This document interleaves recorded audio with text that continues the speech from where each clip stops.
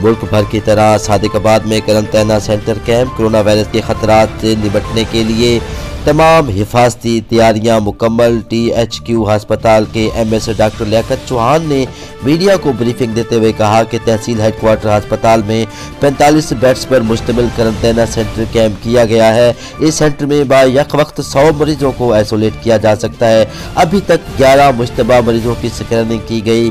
किसी मरीज में कोरोना की अलामात नहीं पाई जाती। हेल्थ टीमें भी तश्कील दी गई है। टूल फ्री नंबर भी कैंप किया गया है। ईरान से आने वाले ज़ायरीन अपने घर के अफराद से मेल जोल से दूर रहें।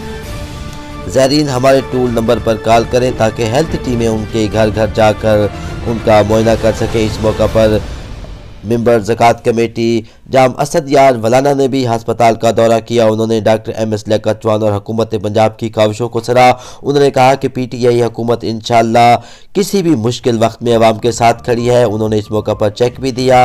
उन्होंने कहा कि इंशाअल्लाह कोरोना वायरस से निपटने के लिए अवाम तैयारियां मुकम्मल करे और इंशाअल्लाह इससे बहुत जल्द निजात हासिल कर लेंगे। MS डॉक्टर लियाकत चौहान ने कहा कि इंशाअल्लाह तमाम मरीजों के साथ भरपूर ताउन किया जाएगा।